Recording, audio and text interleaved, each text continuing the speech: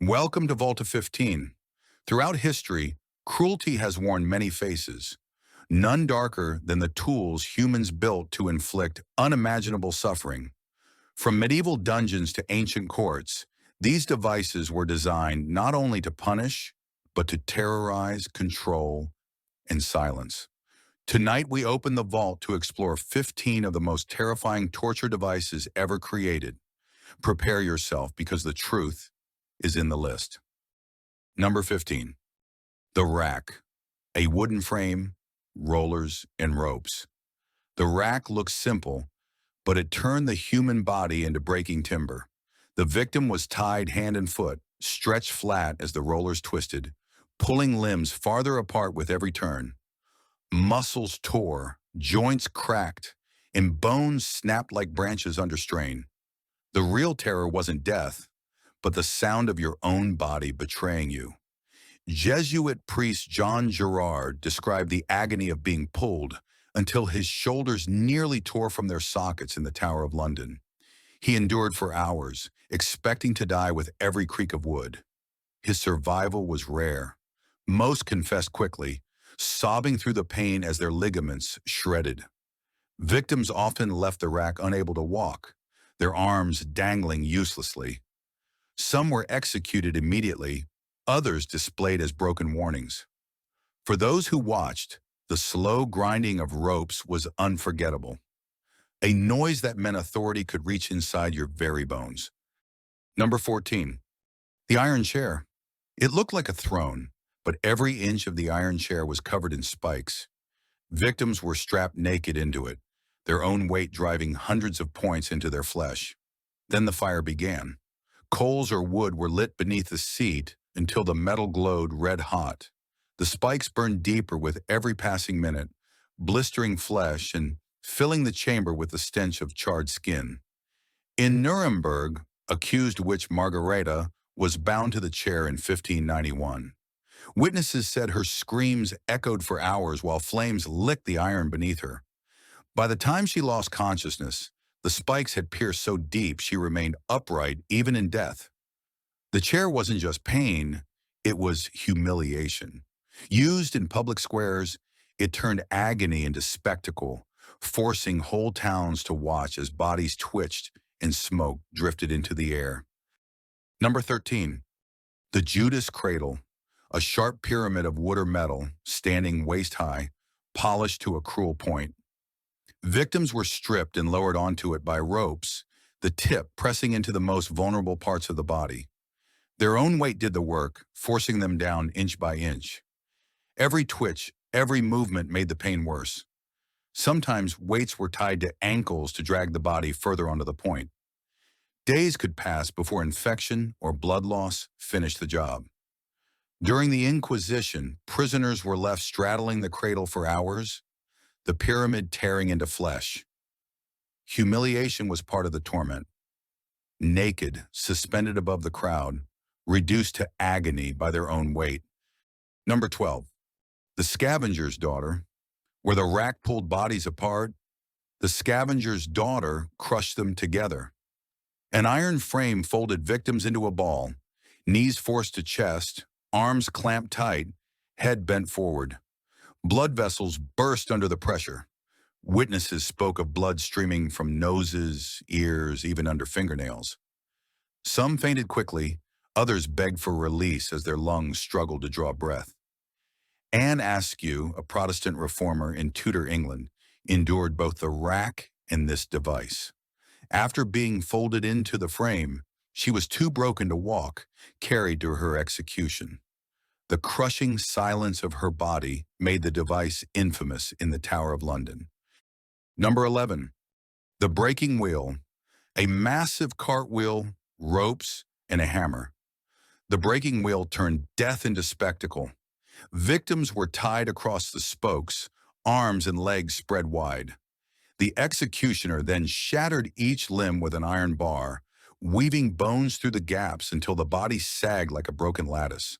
Sometimes mercy came with a final blow to the chest, but more often, the condemned were left tied for days, alive among jeering crowds, crows circling overhead. In 16th century Germany, Outlaw Peter Nyers endured 3 days on the wheel before death.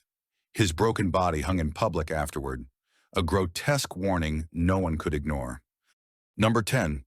The Pear of Anguish. It looked harmless, a metal pear, no bigger than a fist. But once inserted into the mouth, rectum, or genitals, a screw turned its petals outward. The device spread wider and wider, tearing flesh from within.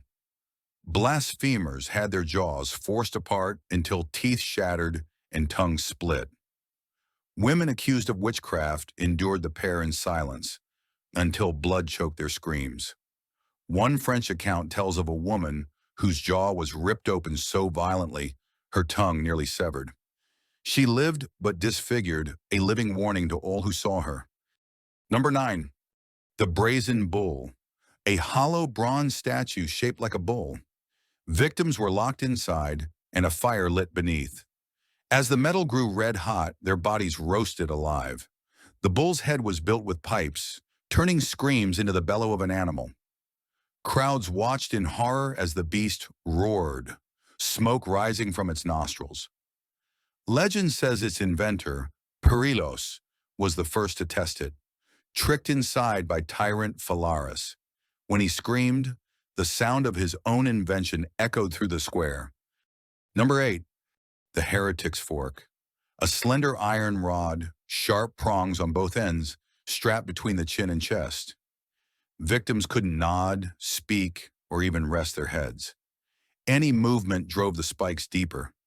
Accused heretics wore it for days, forbidden to lie down. Exhaustion forced their bodies to tremble, each jerk cutting new wounds. Blood trickled from their chins as priests demanded confessions. Some forks were inscribed with aburo, or recant. It wasn't just torture, but a silent order: give in or bleed in silence. Number 7. The Spanish Donkey, a long wooden beam shaped like a sharp ridge. Victims were stripped and forced to straddle it, as if riding a horse, but the edge sliced into flesh instead of carrying weight. Executioners often tied heavy stones or iron weights to the ankles, dragging the body down harder. Skin split, muscles tore, and blood soaked the wooden spine. In Spain, deserters were punished this way before their regiments. Soldiers watched in silence as comrades screamed atop the donkey, their bodies ruined by gravity alone. Number 6. The thumbscrew, small, portable, and merciless. A victim's thumbs or fingers were clamped between metal plates, and a screw slowly crushed them flat. Nails split, bones shattered, and pain shot up the arms with every turn. Some versions had spikes on the plates, tearing flesh as the screw tightened. Accused witches in Scotland were often subjected to the thumbscrew. Agnes Sampson endured hours in its grip until her mangled hands could no longer hold anything, not even the lies they demanded. Number 5. The Iron Maiden, a coffin-shaped sarcophagus lined with spikes on the inside. Victims were locked upright within, the heavy door slamming shut. The spikes pierced deeply enough to wound, but carefully arranged to avoid instant death. Every breath pressed the body further onto iron thorns.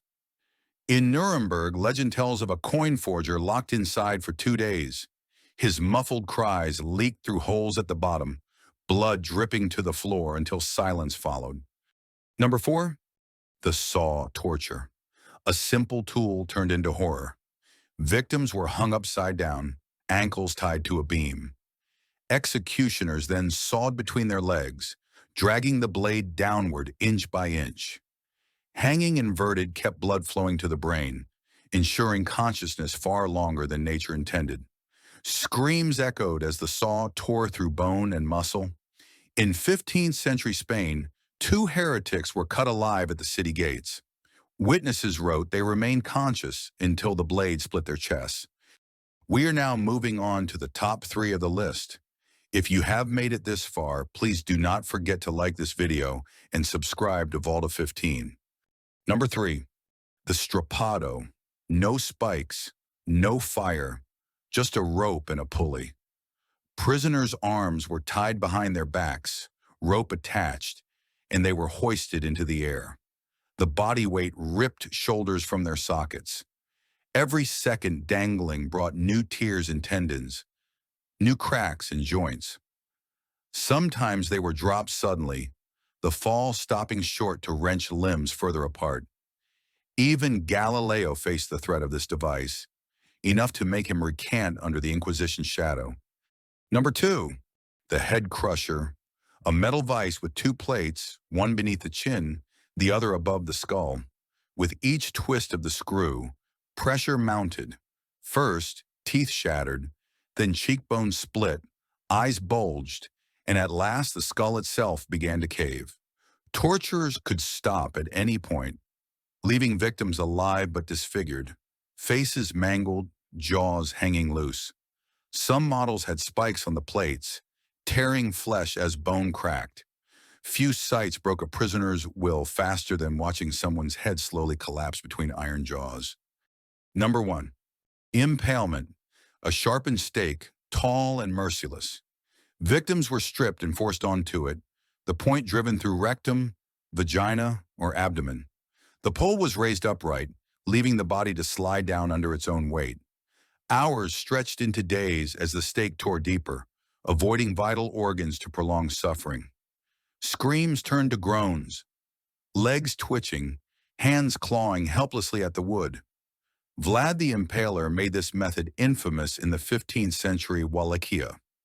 Chronicles describe entire forests of impaled corpses outside his castles.